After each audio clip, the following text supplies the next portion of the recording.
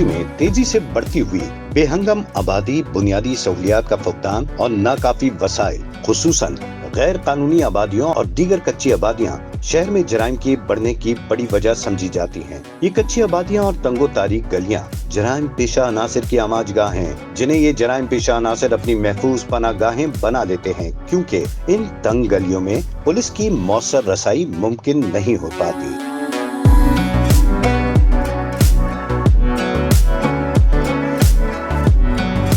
पूरे मुल्क को तरक्की देने की ज़रूरत है।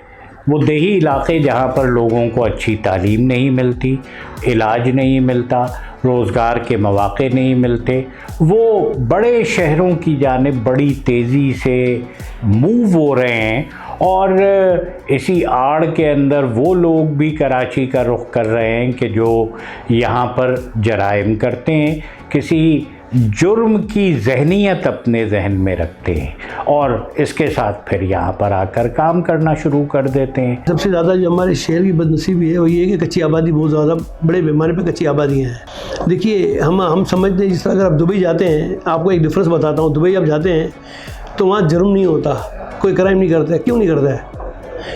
क्योंकि उसको पता है मैं पकड़ा जाऊँगा, मैं कैमरे में आऊँगा, पकड़ा जाऊँगा। हम कराची को उसी मॉडल पर लेके जाना चाहते हैं। देखिए कराची जो है वो पाकिस्तान का हिस्सा है। आप यहाँ से किसी को आने और जाने के लिए तो रोक नहीं सकते हैं, लेकिन आप मॉनिटरिंग तो कर सकते हैं ना कि कौन सा बंदा आया, क्या है, इसकी आइडेंटिफिकेशन क्या है, चीज़ें क्या है। तो जिस तरह दुबई है, लाखों आदमी आते हैं, बड़े बड़े एग्जीबिशन, दुनिया के सबसे बड़े एग्जीबिशन होते हैं, एक एक आदमी इनके वॉच में होता है।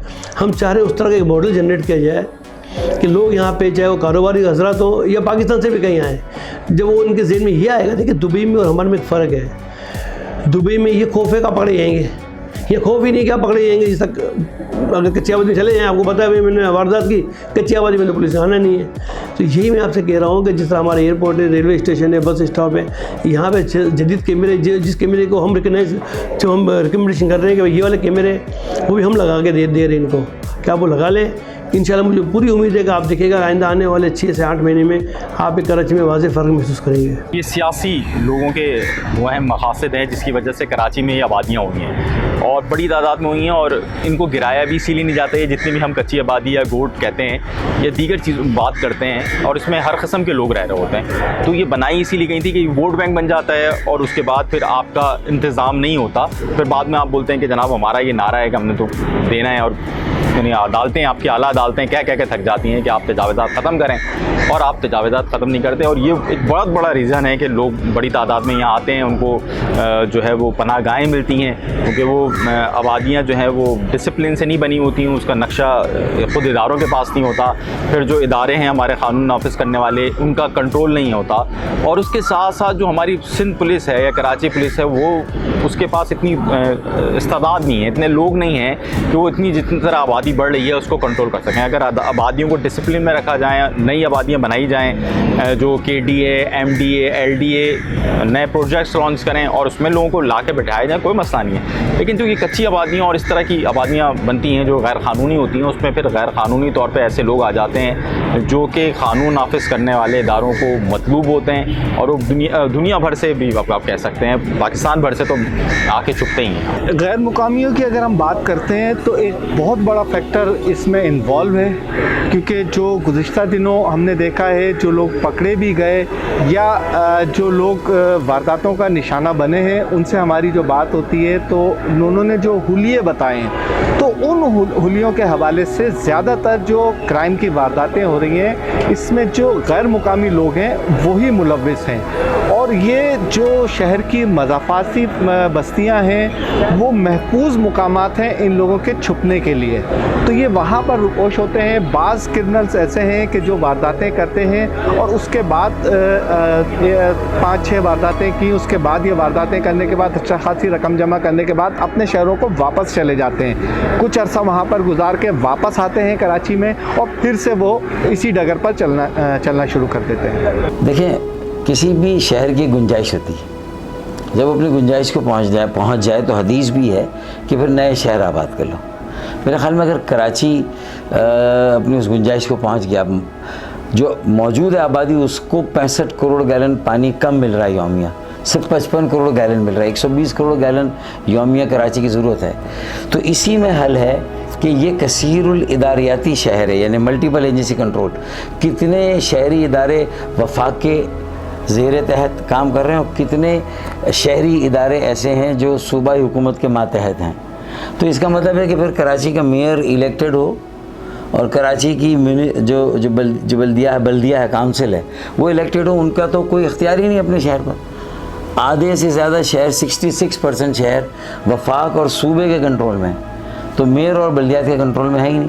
तो फिर कौन कंट्रोल करेगा कि अच्छे घरों के बराबर में खाली प्लॉट पे कब्ज़ा हो रहा है और वहाँ 100 के करीब झुग्गियाँ लग जाती हैं और फिर लोग जो हैं वो बस्तियाँ बसा लेते हैं, कब्ज़ा कर लेते हैं। तो ये सारी चीज़ों की रोकथाम भी एक छाते, एक अम्ब्रेला में सारे फंक्शंस लैंड के, लैंड यूज़ और लैंड कंट्रोल एक ही एजेंसी शहरी इदारे के पास है, जो कि कराची मेट्रोपॉलिटन कॉरपोरेशन है। कच्ची आबादी जो है ये क्रिमिनल्स की समझ लो एक किस्म की नर्सरी होती है, क्योंकि उसमें कोई सीधे रोड नहीं होते, कोई प्लानिंग से वो इलाका आबादी नहीं होता, ठीक है ना। छोटी छोटी पतली पतली सी गलियाँ होती हैं, सिंगल आदमी नहीं गुजर सकता। अब हमारे यहाँ कराची में बेशुमार कच्ची आबादियाँ मौजूद हैं और उसी वजह से क्रिमिनल जो हैं वो अपनी पनाहगाह वहाँ लेते हैं। और हमें, मुझे अच्छे से याद है कि जो गुलशन इकबाल का एक इलाका है, उसके साथ एक है ज़िया कॉलोनी, और अगर आप जाएँ ये करीमाबाद या लियाकता वगैरह तो एक है मूसा कॉलोनी, ठीक है ना। ये एक ज़माने में क्रिमिनल की बड़ी अमाजगाह थी। ये बड़ी पतली पतली छोटी छोटी गलियाँ, बर्मी और बंगाली बहुत थे ये दोनों जगह पे। और होता ये था कि पुलिस का एक्सेस नहीं होता था, और कभी पुलिस पहुंच भी जाती थी तो पुलिस पैदल जाती थी, गाड़ी नहीं जा सकती थी, इवन कि मोटरसाइकिल पर मुश्किल जा सकती थी। और फिर होता यह था कि वो लोग अटैक करते थे। तो इस पे ख़ास तौर पे तवज्जो देने की ज़रूरत है कि जो भी कच्ची आबादी बन रही हैं उसको ख़ास कंट्रोल करना चाहिए, और लैंड ग्रेबर जो इस पर उनका ख़ास किरदार है उनके ख़िलाफ़ कानूनी कार्रवाई होनी चाहिए कि उसका बाद ना होने दें।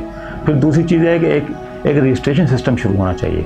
रजिस्ट्रेशन सिस्टम ये होना चाहिए कि जो भी अगर बाहर से आ रहा है या काम करने के लिए आ रहा है तो उसकी बाकायदा रजिस्ट्रेशन होनी चाहिए, उसके एक बायोडाटा होना चाहिए कि ये कहाँ से आया, कब से आया, कब से रह रहा है, किस लिए आया, कौन से गांव से आया है, इसका फ़ोन नंबर, फिर उसका रेफरेंस नंबर होगा कि कौन से गांव से किस चौधरी के पास। अगर ये सारा डाटा हम जमा करेंगे तो इंशाअल्लाह ताला मुझे उम्मीद है कि इससे क्राइम में कंट्रोल करने में बहुत मदद मिलेगी। इस शहर में जराइम की वजह क्या है? इंक्रोचमेंट है। इस शहर में हर जगह इंक्रोचमेंट, कच्ची आबादी है, जो पक्की आबादियों में जो मसाकीन रहते हैं तो वो उनका कोई हुलिया हवाला या उनकी कोई वो नहीं होती शनाख्त। क्राइम इसलिए बढ़ रहा है कि यहाँ पर इंक्रोचमेंट आबादी है, कच्ची आबादी हैं, गैर मुल्की लोग लाखों की तादाद में रहते हैं, इसलिए प्रॉपर जो है क्राइम को कंट्रोल नहीं किया जा सकता। अगर क्राइम कंट्रोल करने के लिए एफसी के 22-23 हज़ार लोग इस शहर में हैं मुतय्यन, लेकिन वो चाहते हैं जिस दिन सियासी जलसे रोकने होते हैं या सियासी तकारीब रोकनी होती हैं उस दिन तो नज़र आ जाती है, बाकी लाइन ऑर्डर कंट्रोल करने के लिए कुछ भी नहीं होता।